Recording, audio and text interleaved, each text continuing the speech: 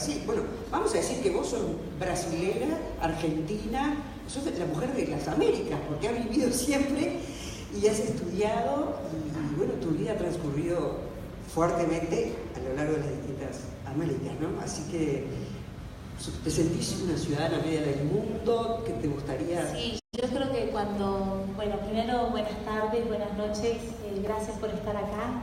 Es la primera vez que hacemos una presentación de libro, yo hago una presentación de libro, así que es un gusto que hayan podido venir, a pesar del día hermoso que hace hoy, que hayan estado acá para compartir este ratito. Yo creo que me sentí más ciudadana del mundo porque nunca tuve raíces de un determinado país. Mis padres argentinos se fueron, apenas se casaron, se fueron a vivir a Brasil. Yo nací en Brasil y a los 6 meses mi papá decide ir a hacerse un fellowship, que le habían dado una beca para estudiar en Estados Unidos. Nos fuimos a Argentina para que naciera mi hermano, después a Estados Unidos, y después volvimos de 2 años a San Juan, y ahí después nos fuimos a una ciudad llamada Londrina, en Paraná, en Curitiba, cerca de Curitiba, en Brasil. Y yo llegué a los 6 años después de haber vivido en 3 países diferentes, y todas las vacaciones las pasábamos en San Juan, muchas familias viviendo en Córdoba, viviendo en Mendoza, y la verdad que cuando me preguntaban de dónde yo era difícil decir de dónde era, porque yo sentía, cuando estaba en Brasil me decían, vos sos argentina, porque en mi casa solo hablábamos castellano, y cuando estaba en Argentina con mis primos, mis abuelos, decían, no, nuestros primos brasileros, porque vivíamos en Brasil. Entonces siempre era de la nacionalidad del otro, nunca era. Y cuando empiezo a trabajar en General Motors, me sentí realmente ciudadana del mundo. Me sentí como diciendo, la verdad no importa necesariamente de dónde uno nace o donde uno tiene las raíces, es desde donde uno se siente y desde uno realmente dice, desde este lugar puedo aportar a esta comunidad o a esta sociedad. Así que con la transferencia de General Motors para Argentina en el año 2012, para cuidar de la operación de Argentina, Uruguay, Paraguay, me afianzó más todavía a la región del Mercosur y realmente me acerqué muchísimo porque acá hay un funcionario de Paraguay, pero yo a Uruguay venía prácticamente una vez por mes, a Paraguay también me iba una vez por mes y hacía con que yo me acercara cada vez más a estos países. Pero creo que esa raíz familiar, internacional, de alguna manera te sirvió a lo largo de la vida para ponerte en distintos lugares y poderte relacionar con distintas personas de otros países, ¿no? Te dio esa habilidad. Sí, yo creo que es un poco lo que hablo en el libro, ¿no? De que uno tiene que entender quién es el otro y de dónde viene el otro. A veces uno viene con un preconcepto de decir, yo soy de esta forma y de esta forma voy a trabajar. Y uno tiene que entender que la dinámica de grupo, sea un grupo chico de trabajo, sean compañeros, sea un grupo mayor, cada uno viene con una experiencia, cada uno viene con una educación, cada uno viene con una expectativa muy diferente de la que uno tiene o de la que los propios pares de uno pueden tener. Entonces hace con que uno no se ponga en el papel de juzgar, pero primero se ponga en el papel de entender, es decir, cuáles son las características de cada uno y qué es lo que nos hace común, y no tanto las diferencias entre cada uno, pero lo que hay de común entre todos. Me llamó la atención tu nombre, Gisela. ¿De dónde viene? Ese nombre es tan difícil de explicar como el árbol, los cambios de mi vida, pero mi mamá se llama Isela, le dicen Kitty, mi abuela se llama Isela, le dicen Cachula, y mi tía bisabuela fue la primera Isela de la familia, que en realidad su nombre era para haber sido Gisela, que ella era austríaca alemana, recién llegada a San Juan, y en la época le prohibían poner nombres extranjeros, principalmente alemanes. Se ve que era una alemana austríaca bastante dura, y se peleó y dijo, bueno, córtenle la G y se llamará Isela. Así que ese nombre fue creado. Sé que hay muchas Iselas y deben haber cada una con sus historias, pero esa es la historia de Isela, la historia de nuestra familia. Claro, ya se creó un nombre, ya naciste con un nombre especial. Atleta, buena estudiante. ¿Cómo se te ocurrió en un momento de la vida? Porque este libro es el resultado de un proyecto que ya tenías hace tiempo en la mente, ¿no? Sí, el libro en realidad lo pensé escribir en el año 2012, nunca se me había ocurrido escribir. Cuando era chica me encantaba escribir, escribía redacciones muy largas, me divertía la creación y poder volar, pero en el año 2012, y lo cuento en el libro, en el prólogo, es cuando una de las primeras entrevistas que tengo con una periodista que se llama Julieta Tarrés, me pregunta sobre el cielo, el techo de cristal. Y yo la miro como diciendo, ¿de qué me habla? Techo de cristal. Y yo imaginaba un techo transparente de vidrio y digo, se rompe, el cristal se puede romper. ¿Con qué se puede romper? Y se ve que la periodista se dio cuenta que yo no había entendido su pregunta y me la volvió a hacer diciendo, bueno, las dificultades que es para las mujeres en la industria automotriz, tan masculina. Y yo dije, qué rara esa pregunta, porque nunca me había dado cuenta, nunca me había puesto en el papel de género mujer. Y en la secuencia empezaron a ir otras notas y muchos chicos, estudiantes o que estaban empezando su carrera, hombres y mujeres, me venían a preguntar y pedir consejos. Me decían, ¿me puedes ser de mentora? ¿Te puedo hacer una pregunta? ¿Me das una reunión para que podamos charlar sobre mi carrera? Y dije, acá hay una necesidad que quizás yo no tuve la suerte de tener un mentor, porque a veces uno tiene un referente, una persona con la que puede ir a hablar, sacarse dudas, preguntar si está bien yendo para ese lugar o no, si hay otras alternativas en su vida personal o profesional. Dije, ¿por qué no ayudar a tanta gente, chicos, jóvenes, grandes, a que de repente una palabra pueda ser un abrir de cielo, de decir, uy, no había pensado en este camino, es una alternativa. Así que el libro surge con esa idea, pero no tenía tiempo de escribirlo, y lo quería escribir yo. Entonces pasó todos los 4 años de General Motors, pasó el año de Aerolíneas y el año pasado dije, bueno, ¿qué voy a hacer este año? Todas las pendencias, todas las cosas que yo hasta ahora no he tenido tiempo de hacerlas, y el libro era la prioridad para mí. Sin duda. Yo creo que la educación que has tenido la suerte de tener, porque esa importancia al deporte, al estudio, a la familia, eso va construyendo una imagen y eso se ve después en lo que nosotros hacemos. Me pregunto, desde ese lugar yo me identifico, y seguramente muchos también, que sabemos que el querer es poder y que hay que tener un esfuerzo y hacerlo con mucha energía, pero ¿cómo te resulta cuando te encontrás con una persona que no tiene esos mismos, digamos, ideales tan claros, que te cuesta relacionarte, ¿no? O que te cuesta hacerte entender a ti como empresaria y como tu experiencia? Yo creo que todo relacionamiento parte del principio de que somos individuos totalmente diferentes. Por más que uno diga, nos gusta la misma comida, nos gusta el mismo perfume o nos gusta las mismas actividades físicas, somos diferentes. Cuando uno tiene que compartir un espacio con alguien, el gran desafío es decir, ¿qué es lo que tenemos en común?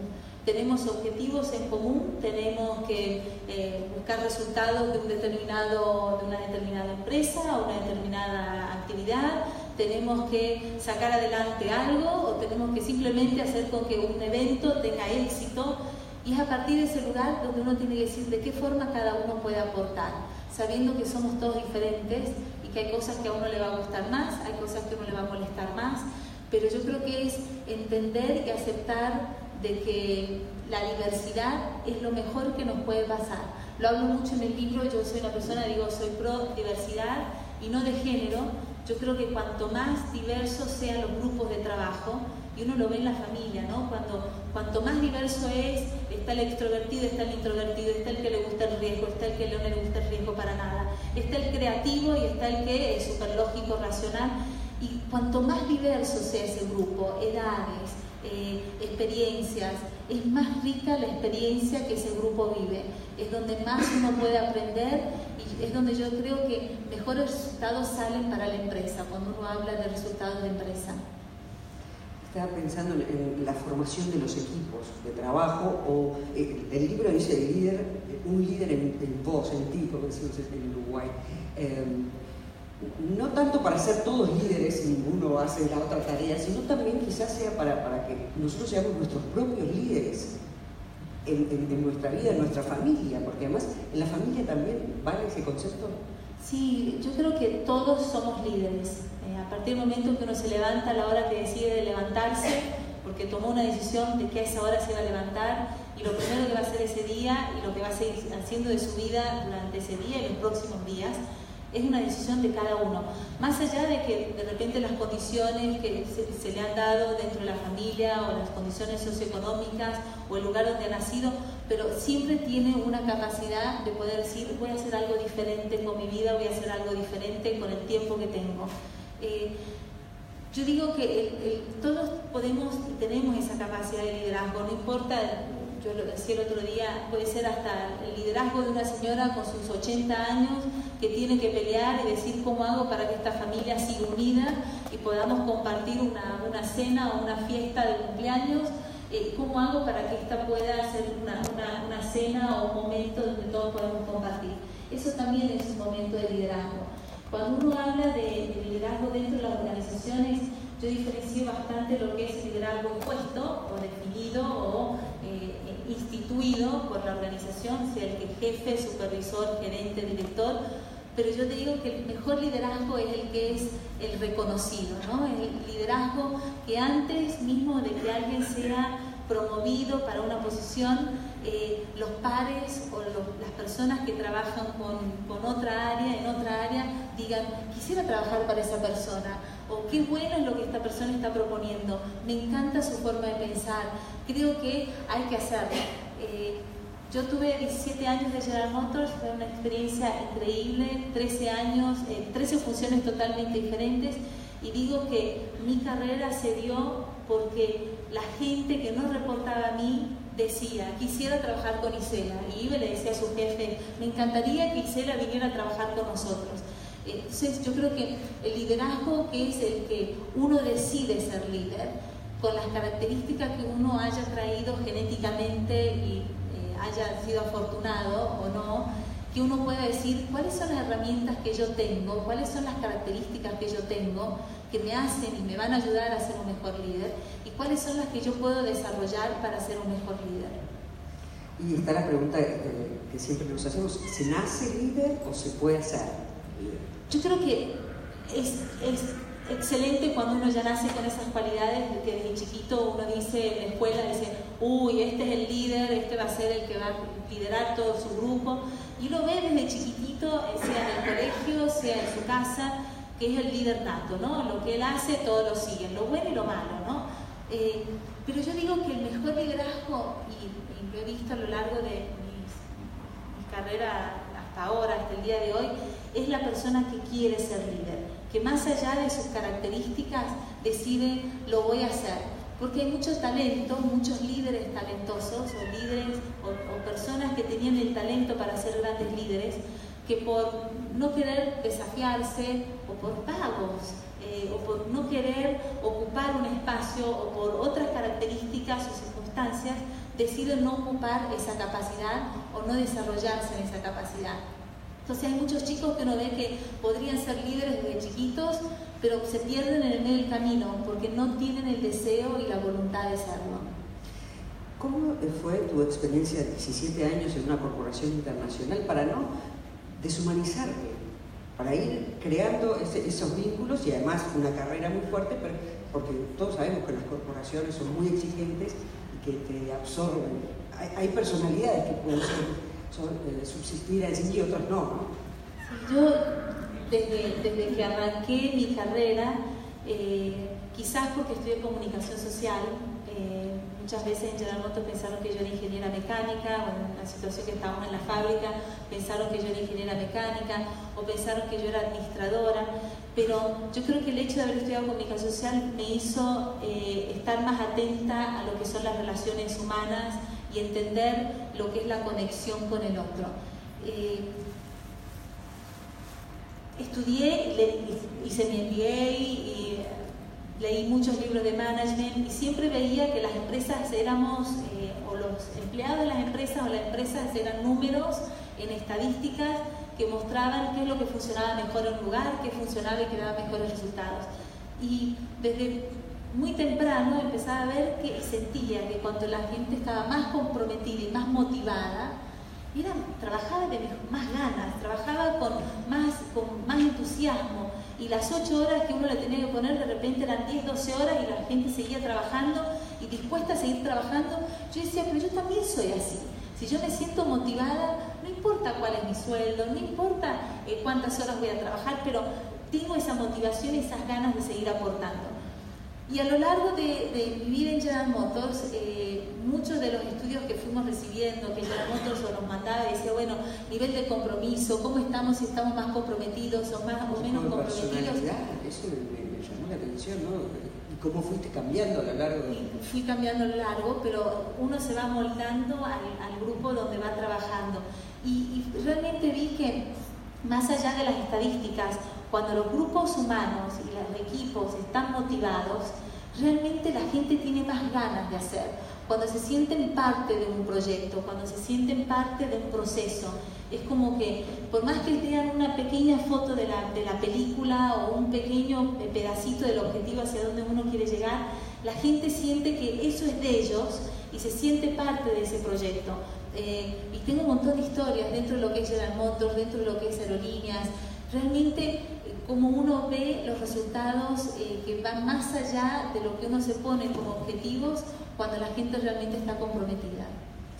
Y cuando hablamos de éxito y el autoconocimiento, ¿no? Como clave para comenzar una carrera. Sí, yo arranco el libro hablando de quién soy. Yo digo que tuve la suerte, bendición, como la querramos llamar, de que mi primer año en la facultad, a los 17 años, tuve una charla de un cura llamado Ismael Quiles, ya fallecido, donde él hablaba mucho sobre el concepto de conocerse a uno mismo, ¿no? Y decía que la gran dificultad del ser humano es que todos los días nosotros vamos cambiando. Si lo pensamos biológicamente es cierto, tenemos células que se van muriendo y otras que van naciendo y no sabemos qué es lo que realmente está pasando en nuestro cuerpo, pero nosotros un día nos gusta el color amarillo y otro día abrimos el placar y decimos, ¿en qué momento me compré esta blusa amarilla? ¿En qué momento la voy a usar? O me gustaba el melón y me dejó de gustar el melón, o me gustaba compartir un determinado desafío o determinados momentos con un grupo de amigos y ahora ya no me gusta más. Algo pasó en nuestra vida que no nos dimos cuenta que nos hizo cambiar. Y Ismael nos hablaba mucho a todo este grupo de estudiantes que éramos más de 1000 alumnos, que decía que nosotros todos los días tendríamos que hacer un ejercicio de antes de irnos a dormir, pensar como si fuéramos parte de una película y ver qué es lo que nos pasó durante ese día para entender qué reacciones tuvimos a cada información que recibimos, porque algo nos hizo cambiar. Entonces puede ser que entramos en el ascensor ese día cuando nos despertamos y una persona muy simpática nos saludó y estaba vestida de amarillo, y ese día fue el que dije, qué lindo ese color es un color alegre, es un color simpático, y uno va y se compra esa ropa color amarillo que después nunca más la usa porque no hace parte de su color, pero uno va cambiando todos los días. Y cuando uno lleva esa conciencia del autoconocerse, pensar que eso ocurre en las relaciones personales, cuando uno piensa en pareja, uno también va cambiando y el otro también va cambiando. Y en las relaciones de trabajo, esa dinámica todavía es más compleja de seguirla. Todos los empleados en un grupo de trabajo también van teniendo sus inputs que nos hacen cambiar y ver la vida y ver a sus jefes, ver a sus pares, ver los desafíos de la empresa de forma diferente. Entonces uno tiene que tener conciencia por lo menos de lo que uno cambia y entender que el otro también está pasando por procesos de cambio.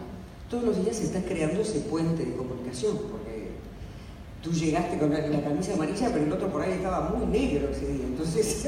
Y sí, puede ser que al otro no le guste el color amarillo y cualquier persona que venga con ese color lo hace recordar algo muy, muy trágico o muy negativo.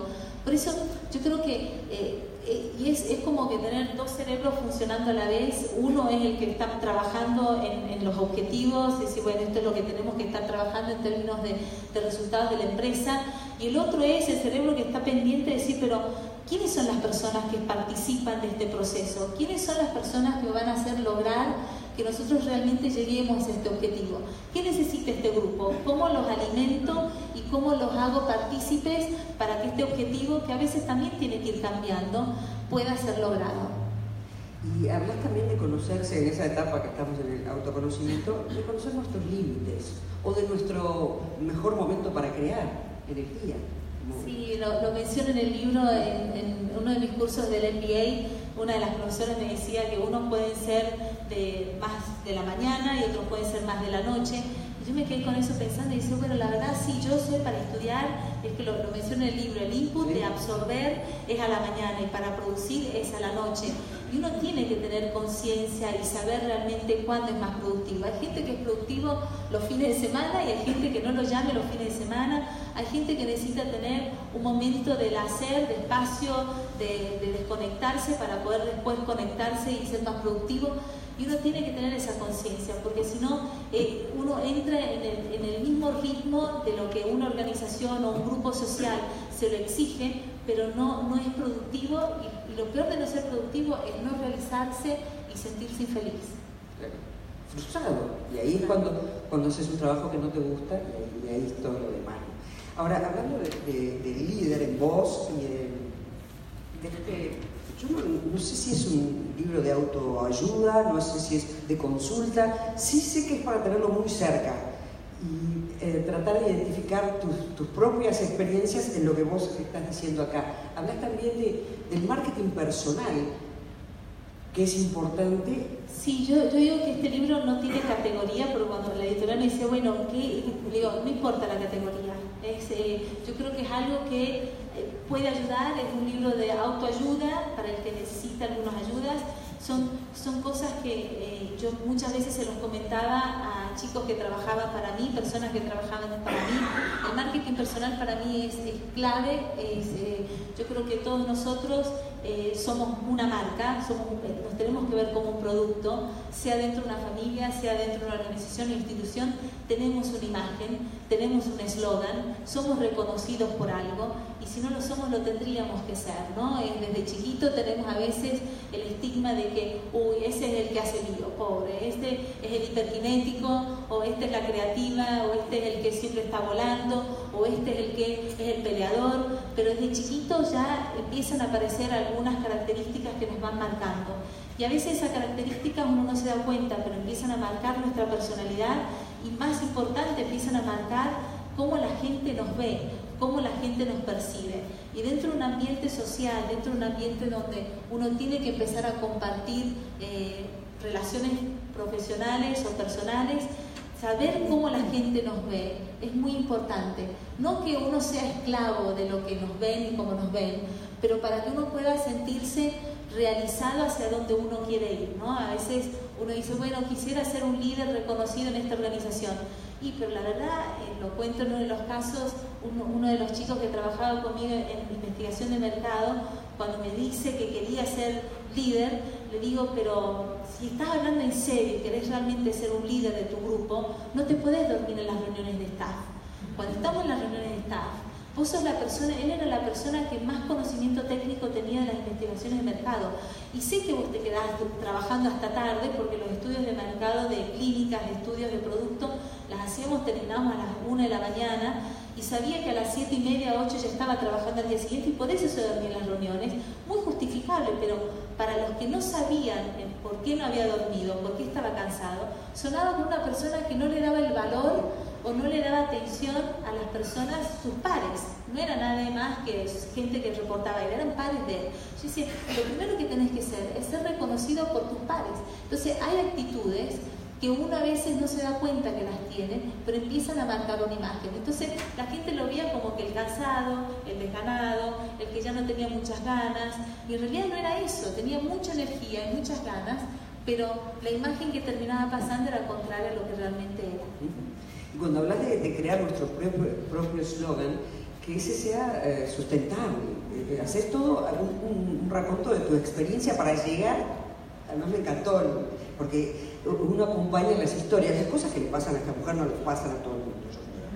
Y ella lo dice, que parece todo muy fácil, pero tiene una personalidad y una fuerza que creo que es el gran motor. Por eso ha llegado hacia donde ha llegado, porque en todas las situaciones te has desempeñado, como si tú siendo tú misma y como mujer.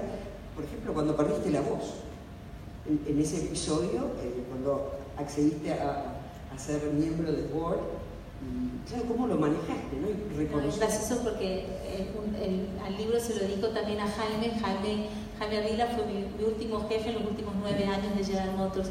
Y obviamente él no era mi jefe en esa época, él estaba en la operación regional en esa época, después de leer el libro me dice, yo no sabía que habías perdido la voz, ¿qué problema habíamos tenido? Le digo, bueno, no eras vos no estabas involucrado, pero yo creo que vuelve de vuelta al conocerse a sí mismo, ¿no? Y de entender qué tamaño de desafío uno realmente lo puede sobrellevar y de qué forma lo puede sobrellevar, ¿no? De qué forma uno, para los que no leyeron el libro, lo cuento rapidito, pero yo a los 35 años me promueven a directora y se da una situación bastante compleja porque el día que yo descubro que estoy embarazada de mi segundo hijo, estaba de 4 meses, le tenía que contar a mi jefe, y mi jefe ese día también me tenía que contar que me promovían. Y era una promoción bastante extraña y diferente, General Motors, porque era una posición de ejecutiva que se daba en etapas, pero yo justo esa posición la iba a ocupar sentada en el board de Mercosur, el board estratégico de Mercosur. Y yo tenía 35 años, el grupo era conformado del board por 14, 15 personas con el presidente, y el promedio de antigüedad del grupo eran de 35 años.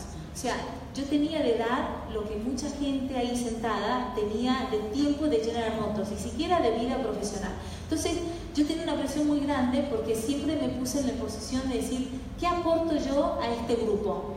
Y creo que uno siempre se tiene que hacer esa pregunta. ¿Qué aporto yo? Yo mi preocupación hoy es, ¿qué les voy a aportar hoy a ustedes? Diferente a lo que está en el libro o lo que está en el libro, pero para que se lleven algo, porque si no, uno no tiene razón de esas interacciones con las que uno decide tener. Y la presión mía era tan grande, diciendo, ¿qué aporto yo? ¿Qué voy a aportar en este grupo de profesionales tan experientes, con tanto conocimiento, con una vivencia superior a la que yo pueda haber vivido? ¿Cuál es mi diferencial? ¿Qué traigo yo sobre la mesa? Y en ese momento fue donde termino perdiendo mi voz y voy a una fonoaudióloga, que digo que más que fonoaudióloga terminó siendo una terapeuta, porque la doctora Silvia, cuando llego a verla, me dice, ¿qué pasó hace 3 meses en tu vida? Yo no me dije, no sé qué pasó hace 3 meses. Dice, algo pasó en tu vida, algo cambió, que perdiste, la forma como hablas cambió. Yo decía, yo vine para que me arregle la voz, porque salían sonidos, no podía ni siquiera decir hola, eran ruidos. Y a la tercera sección, cuando ya vino de vuelta a tratar se me hizo el clic y dije, hace 3 meses me promovieron a directora del board, y yo tengo esta presión de que cuando voy a hablar tengo esa voz femenina, suavecita, como que de nena, y justo me había resfriado y tenía una voz un poco más gruesa y dije, esto está bueno porque ahora puedo hablar como un hombre, se me escucha más grueso, más grave, entonces me van a escuchar mejor. Y fue ahí donde yo me di cuenta que en realidad no era el tono de la voz, sino que era el contenido y la forma con la que hablaba. Entonces me ayudó muchísimo también de vuelta a volver a decir, conocerse a uno mismo, decir cómo uno está centrado y parado sobre los 2 pies sobre la tierra, y decir cómo yo puedo estar más preparada para un desafío que me pueda presentar. ¿Cómo separás o unís tu vida personal con la profesional? Porque es difícil de pensar cómo es tu día a diario en tu casa, por ejemplo. Yo creo que ese es uno de los grandes desafíos que tenemos todos, hombres y mujeres. Obviamente que las mujeres lo sufrimos más porque tenemos la responsabilidad de los hijos, de la casa. Digo que en el compañerismo que existe con los hombres, la mujer no delega, la mujer sigue diciendo yo tengo que hacer esto, yo soy responsable, yo te pido un favor y no es que te delego, si fuiste al supermercado bien hay comida y si no fuiste no comeremos, no existe eso, la mujer sigue con el chip pensando de que es la responsable por la educación de los hijos, es la responsable por mantener la casa. Yo creo que ese es el gran desafío, principalmente cuando entran los hijos, cómo uno le puede dar la atención a los hijos, cómo uno no deja de desatender su pareja, y es entender cómo yo creo que la mujer queda por último de todo el listado de dependencias o de dependientes, que es qué son las cosas importantes para una como mujer de tener en su día a día. Yo cuando tuve mi primera hija dije, bueno, los fines de semana son de mis hijos, puedo trabajar todos los días hasta tarde, pero el sábado y domingo son de ellos. Y con el tiempo fui viendo que no era suficiente, porque realmente estar más temprano en casa, poder compartir. Entonces es como que tengo esa responsabilidad y la prioridad puesta muy fuerte sobre los chicos. Obviamente está la pareja también, pero es cómo estar presente en las actividades del colegio, cómo estar presente en los momentos claves importantes. Es difícil, pero se puede lograr. Yo digo que Dios nos hace medio como pulpos, nace un hijo y le nace un brazo a uno, pero se puede hacer, hay que organizarse. Yo creo que el gran desafío de la mujer es cómo organizarse. Yo creo que vos transmitís unos valores que podrían muchas personas decir están de modé, es muy difícil lo que vos transmitís, yo tengo que sobrevivir, ¿cómo hago? No me da la fuerza. Esa es la parte que yo veo que es tu capital y esa luz que tenés, pero innata, que además que todos podemos serlo y todos podemos ir a más, pero ese esfuerzo a la mañana cuando te levantás y dices, bueno, hoy ¿te gustan los desafíos? Sí, yo vivo para los desafíos. Yo creo que lo más emocionante en la vida es que uno no sabe todo lo que uno tiene capacidad para hacer y creo que pasa la vida y uno no se da cuenta de las habilidades que uno tiene desarrolladas o que podía desarrollar y uno tiene que estar buscándolas. Yo creo que es parte de ser vivo, ¿no? O sea, estar vivo significa no solo respirar porque uno respira, pero decir, bueno, ¿cómo puedo respirar mejor? ¿Cómo puedo vivir mejor? ¿Cómo puedo dar más de lo que yo tengo al otro que no tiene? Y no hablo de lo material, pero es decir, ¿cómo comparto el conocimiento? ¿Cómo comparto mi energía? ¿Cómo lo cedo? Y uno, cuando vive de una industria, una empresa tan enfocada en objetivos, tan capitalista como una General Motors, uno también se podría dejar llevar por la facilidad que son los desafíos y objetivos. Es decir, me enfoco en los objetivos y dejo de pensar en las personas que hacen parte. Pero yo creo que eso también es la belleza de la vida, es decir, cómo uno puede hacer empresas más humanas. Yo creo que ese es uno de los planteos que tengo en el libro cuando lo termino diciendo, uno puede tener una orquesta, uno puede armar un equipo con los mejores instrumentos o con los instrumentos que tienen para llenar un teatro y el teatro se va a llenar. Uno va a llegar a los resultados, que es tener siempre el teatro lleno con la rentabilidad que uno quiere, pero con personas que realmente puedan disfrutar del momento, no solamente los que están tocando, pero los que están escuchando la orquesta tocar. Este libro es para ti también una retribución a lo que ha sido tu carrera, a compartir tu conocimiento y tu experiencia. Y viene de pura la experiencia, porque muchas veces venimos acá, técnicas milenarias, en la respiración, la religión, todos elementos muy importantes que nos ayudan, en la caja de herramientas son herramientas que pueden. Ahora, tu libro creo que nos ubica en algo muy humano, de esfuerzo, que transmitís la alegría. A ver, ¿quién me ayuda? Porque creo que esta mujer necesitamos absorber todo su conocimiento, a ver cómo podemos aprender de ti. No, yo creo que, de vuelta, las respuestas están dentro de cada uno, ¿no? O sea, yo creo que cada uno tiene una necesidad o interés de desarrollarse o de desafiarse. Hay gente que vive por los desafíos, esa soy yo, debo haber pasado 3 veces en la cola de desafío. Hay gente que no le gusta, le asusta, se preocupa o no está hecha para los desafíos. Pero yo creo que el gusto por la vida tiene que pasar por realizarse, ¿no? Y el realizarse es qué es lo que realmente me hace feliz. Y si el desafío no me hace feliz, bueno, no me desafiaré, pero ¿de qué forma yo puedo entender dónde están mis capacidades para poder descubrirlas y desarrollarlas al punto de desarrollarme dentro de lo que a mí me gusta y como a mí me gusta?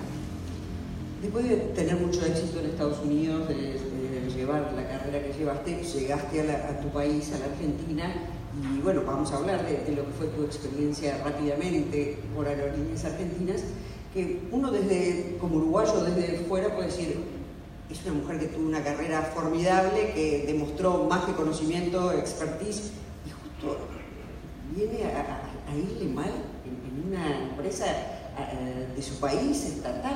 ¿Cómo viviste? Y después el libro, ¿no? Como en ese año. Sí, yo creo que fue uno de las mejores cosas que me pasó. Uno habla de los desafíos y de los fracasos, y a pesar de que el año de Aerolíneas fue un éxito en términos de resultados, para que te dé una idea, cuando arrancamos Aerolíneas, el déficit de la empresa, lo que se imaginaba, teníamos proyectado, era que la empresa iba a necesitar $1.000 millones de caja del gobierno, de subsidios para poder mantenerse. Hicimos un plan de que podíamos llegar a necesitar 400 millones y terminamos necesitando 325 millones de dólares. Más allá, después de que aumentamos la cantidad de pasajeros que volaban por avión, aumentamos la cantidad de rutas que se lanzaron, conectamos más el país, todas las métricas que existen normal en un aerocomercial fueron fantásticas. Pero yo digo que lo mejor de todo, y digo que fue el mayor logro de todos, fue el proceso de cambio de cultura dentro de la empresa, y que para mí fue la credibilidad. Cuando nosotros terminamos el primer año de gestión, hicimos la reunión con el presidente, con Mauricio, después de mostrar varias páginas de todo lo que habíamos logrado, de resultados, de la parte financiera, mejora de rentabilidad de las rutas. Cuando le hice el gráfico sumario de los puntos el resumen de lo que habíamos logrado, el primer punto hablábamos de credibilidad. Y la credibilidad para nosotros era muy importante, porque uno era mostrarle al gobierno que la empresa era viable, que era una empresa que realmente podía llegar a un punto de equilibrio y ganar plata. Segundo, la credibilidad de los gremios, de que nosotros veníamos realmente para aportar, para que esta empresa pudiera crecer, que sí iban a haber momentos muy difíciles, pero el objetivo era hacerla crecer. Y el tercero, que quizás para mí era el más importante, era hacer con que los empleados entendieran y creyeran de que la empresa era viable. Todo proceso de transformación o todo proceso de reestructuración es muy importante que la gente que trabaja en la empresa se sienta partícipe. Muchas veces hay empresas que empiezan a reestructurar y los empleados están a ciegas, saben que hay algo que está ocurriendo, saben que su empleo está en peligro, pero no entienden realmente dónde va, hacia dónde va la empresa, cuáles son los objetivos, qué puede ocurrir. Y todo proceso de cambio es complejo. Aparte, ese era un capítulo del libro que yo no lo tenía pensado cuando arrancamos el índice, y en un momento dije, tengo que hablar de transformación porque es lo que realmente a mí me apasiona, terminé escribiendo un capítulo entero sobre lo que son los procesos de transformaciones. Y el proceso de cambio en las personas, en nosotros, es muy fuerte. La incertidumbre de cuánto tiempo va a durar ese cambio, la incertidumbre de qué va a pasar conmigo más allá de lo que va a pasar con la empresa, tiene un aspecto bastante pesado que hace difícil el día a día dentro de una organización. ¿Qué diferencias viste entre una empresa privada y una empresa pública? Sí. Muchas. Yo cuando arranqué en Aerolíneas decía, la gran diferencia de una empresa privada y de la pública es cuando, para mí era injusto, y un político me dijo, no es injusto, es la realidad de lo que el político decidió vivir.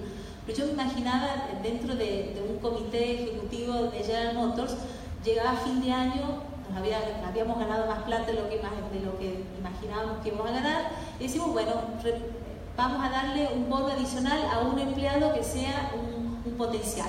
Elijamos quién sería el potencial. Entonces, entre el comité ejecutivo vendrían la semana siguiente, mostraríamos 2 fotos de 2 personas, diríamos, bueno, fulano, estas son las características, estos son los logros de los últimos meses, es potencial desde esta época, y diríamos, bueno, ¿a quién votamos? Y discutiríamos entre los 7, 10 personas y diríamos, bueno, esta es la persona que se merece el bono, a ese lo vamos a dar.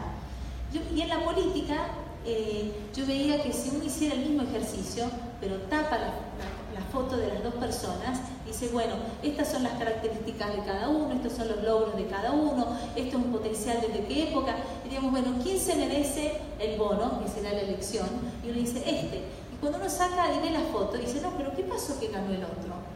Y hay algo dentro de la política que no existe dentro de la vida en la empresa privada, que es la exposición mediática, la exposición, el conocimiento, que eso no existe como crédito para crecer dentro de una organización privada.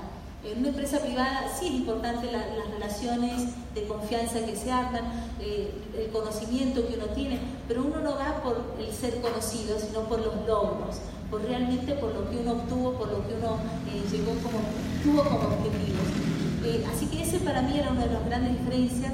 La otra, que yo creo que es la más importante, es una decisión de una empresa privada no tiene el impacto que tiene una decisión en una empresa pública. En la empresa pública uno tiene que estar pendiente si esto va a sonar a favor o en contra a algún partido político. ¿Por qué decidiste poner una ruta a tal provincia? ¿Es porque tenés preferencia con esa provincia o no querés a la otra provincia? O determinadas decisiones que tienen un impacto social de desarrollo económico en un lugar que vos tampoco lo habías imaginado que puede generar. Entonces, hay una dimensión en la empresa pública que es mucho más compleja de manejar de lo que es en el sector privado. ¿Te gustaría ingresar en la política de alguna manera?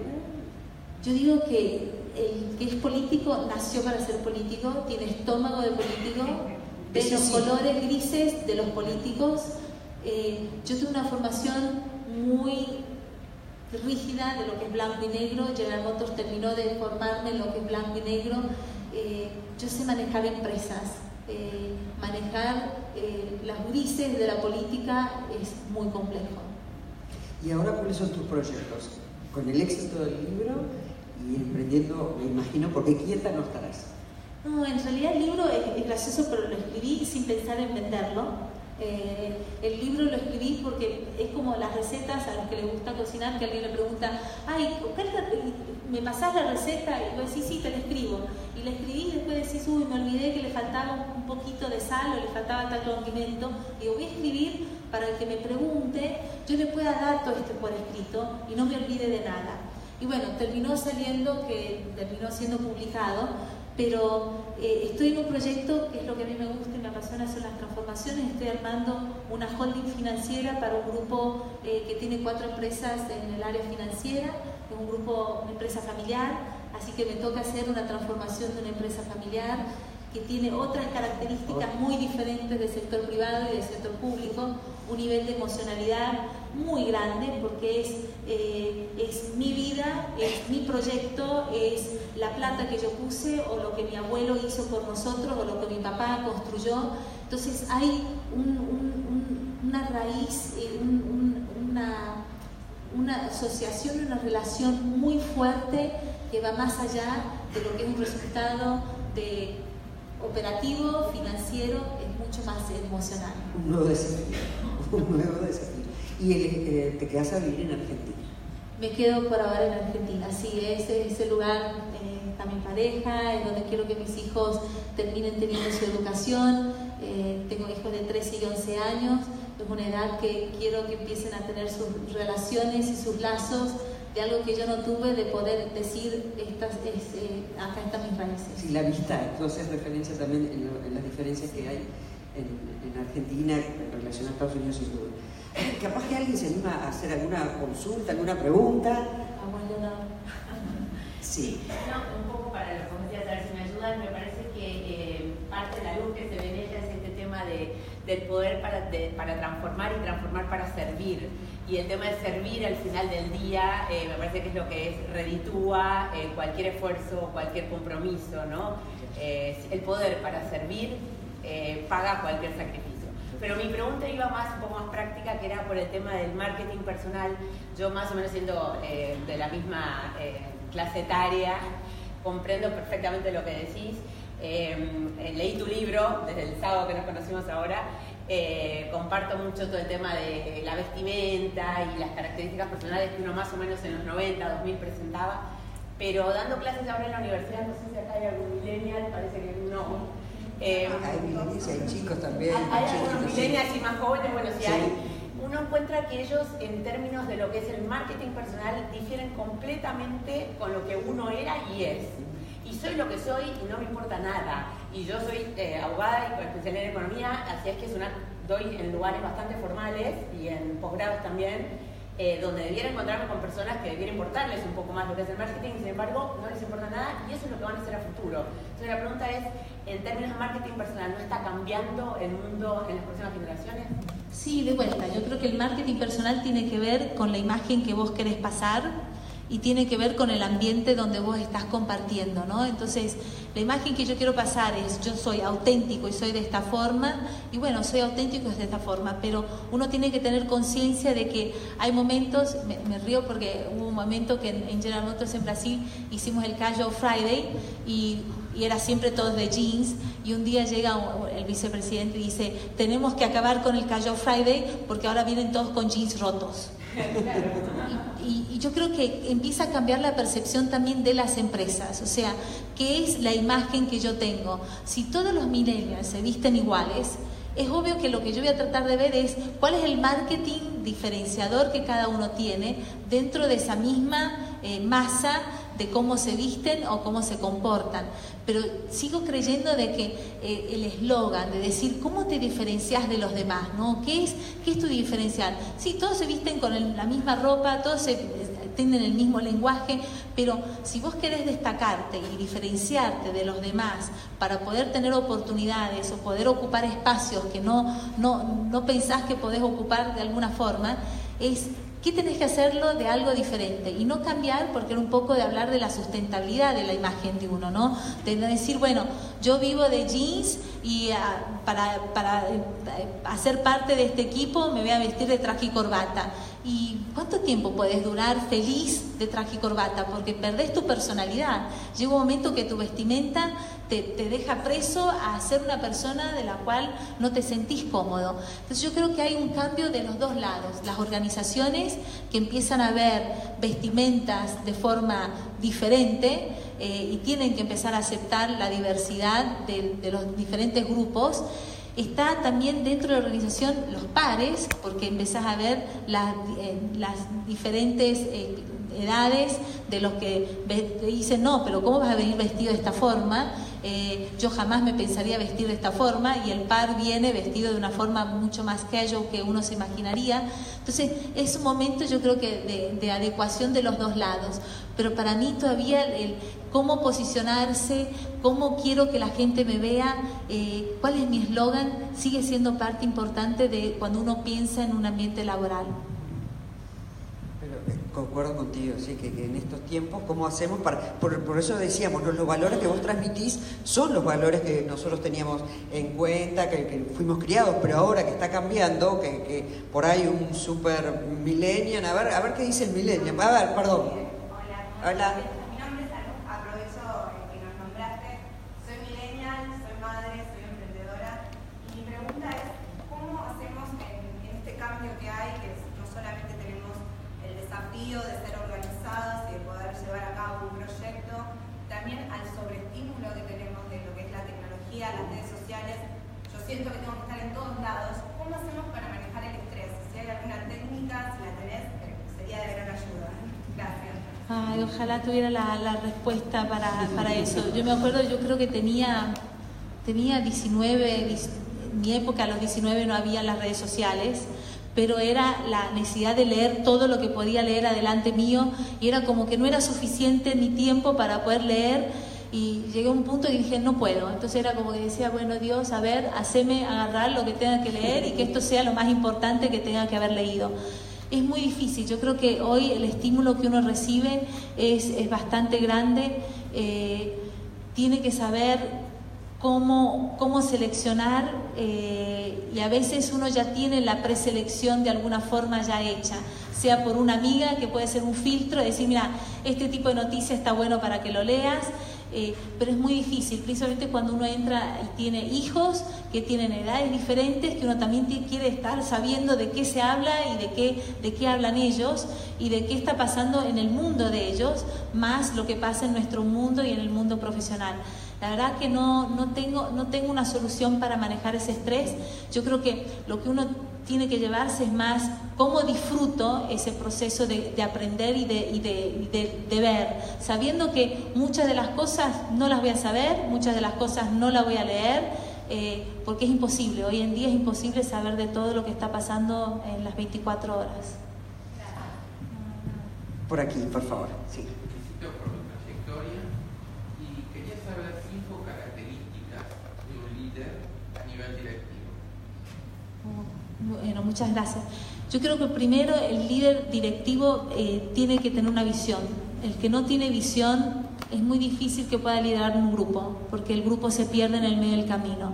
El líder también, obviamente, que depende de qué tipo de momento vive la organización, pero tiene que ser un líder que puede transmitir confianza y de certeza de que sabe hacia dónde va a llevar a su grupo y a su equipo, que sabe hacia dónde está yendo y que sabe cómo va a sobrellevar los desafíos, por más que no lo sepa, pero que le dé esa confianza y esa credibilidad.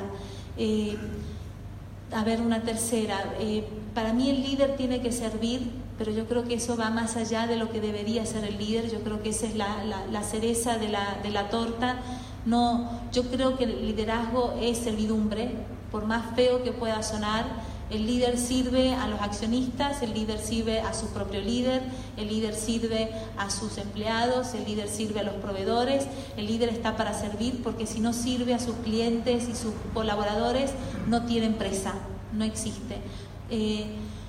Y después hay características que dependen mucho, dejaría las otras dos para características dependiendo del tipo de organización que uno vive, ¿no? Uno puede estar en una organización mucho más financiera, entonces uno demanda un tipo de perfil de riesgo para ese tipo de liderazgo, de saber cómo manejar mejor el riesgo, de las toma de decisiones que tiene que tener. Puede ser un líder de un sector un poco más de commodities, y que en ese sector tenga que ser un líder de más relaciones políticas. Entonces yo creo que hay algunos factores que son muy específicos de la industria o del sector donde ese liderazgo es ejercido. Sí, por favor. Bueno, primero te felicito por la juventud y por haber logrado el puesto que lograste en General Motors y en Aerolíneas Argentinas. La verdad que como argentinos nos sentimos orgullosos de que hayas sido presidenta de Aerolíneas Argentinas, y después de haber estado en una empresa tan exigente como General Motors, en un corto periodo de un año has logrado justamente disminuir más del 50% el déficit proyectado de Aerolíneas. Entonces no entendemos como argentinos el porqué la desvinculación tan vertiginosa de Aerolíneas, en la cual todos los argentinos o la mayoría hemos apostado a que sigas en un puesto así. ¿Era por la low cost en la cual no estabas de acuerdo? Porque la verdad que no se entiende. Por un lado eso, y por el otro lado al grupo empresario de que vos estás ahora nombrando. ¿Es IPSA? Yo tenía una profesora de historia, en mi último año de la secundaria lo hice en Córdoba, y la profesora de historia decía: la historia argentina uno tiene que esperar 10 años para entenderla. Pasaron 1 año y medio, 2, así que vamos a esperar 8 años más. Mauricio, en una charla que tuvimos cuando fue a almorzar a nuestra casa, me dijo: es política, esto es política. Y la verdad que es política. Yo creo que dentro de algunos años vamos a poder hablar un poco más de lo que es lo que pasó, sin que lo que pasó genere grietas o genere críticas. Yo creo que ese es el gran desafío que tenemos hoy con la prensa y a veces con la forma de ser de los argentinos, de que es siempre para instigar o para provocar y no para entender de que de ahí se puede construir. No era contra los low cost, al contrario, yo creo en el libre mercado, creo que por ser una persona a favor del cliente, que el cliente tiene que poder elegir, que el cliente tiene que elegir lo que haya de mejor. En mi primer charla con los líderes de aerolíneas les dije a todos, que uno me preguntó sobre cielos abiertos, cuál era mi opinión, y le dije: mira, yo en realidad no voy a ser la que va a manejar la política de los cielos, si se cierran o se abren, pero sí mi rol y mi objetivo es asegurar de que nosotros estemos preparados para competir. Y le dije: es muy bueno ser campeón de la segunda división o de la B durante 10, 15 años, pero estaría muy bueno un día poder jugar contra el equipo de Messi. Y sería muy bueno un día poder ganarle al equipo de Messi, y mejor todavía el día que le ganemos el campeonato al equipo de Messi. Y todos me miraron como diciendo, pero esta está loca, ¿cómo vamos a lograr ganar sin subsidios? Y yo creo que ese fue el gran desafío de decir, bueno, ¿cómo logramos esta credibilidad para que la gente lo pueda? Lo que yo veía así, Aerolíneas necesitaba tiempo, o sea, yo decía que era más o menos como el atleta que ganó varias maratones en Nueva York y un día se cansó de correr y pasaron 5 años y llega un campeonato entre todas las naciones del mundo y dice, necesitamos un representante para venir a representar a Argentina, y nos acordamos de ese gran corredor maratonista, lo llamamos y decimos, Juan, ¿te interesaría correr? Sí, yo estoy harto, estoy cansado de estar acá en mi casa, quiero volver a correr, tengo las ganas de ir a correr, y nos quedamos de tomar un café, y cuando nos juntamos viene Juan con 200 kilos de sobrepeso. Y decimos, ¿qué hacemos con Juan? Tiene las ganas, tiene la mentalidad, tiene la psiquis y la emoción de un corredor y un campeón. Tenemos 2 alternativas: o lo hacemos rápido, le hacemos una lipoaspiración, le hacemos la cirugía de estómago y lo ponemos a correr, quizás le vaya bien en la primera carrera, pero la segunda ya muere infartado, o lo hacemos de a poquito, empezamos a hacer entrenamiento, lo ponemos a dieta, y quién sabe, no va a ganar el primer año, pero va a ganar el segundo año. Y para mí Aerolíneas era ese caso, había que ir ajustándolo para que pudiera ser sustentable a largo plazo. Así que yo no era contra las low cost, sí era favorable a que Aerolíneas tuviera su tiempo de respiro, que podía ser 2 años, para poder estar preparadas para competir. Y el grupo que estoy, en realidad se llama GST, estoy en IRSA como director independiente, así como estoy en CIPEC, en la parte del directorio, en el consejo, pero el grupo que estoy se llama GST, que tiene un banco, se llama BST, Banco de Servicios y Transacciones, un fondo de inversiones que se llama Quinquela, una empresa de crédito directo, y Orígenes, que está junto con Mindrin, es la mitad de la sociedad, que es seguro de vida, retiro y seguros generales. Muchas gracias, Isela, ha sido muy generosa en charlar con nosotros. Gracias a ustedes, gracias por venir. Sin duda vas a estar filmando algunos libros. ¿Están disfrutando en Punta del Este? Sí, bastante, la verdad que bastante, es muy lindo clima.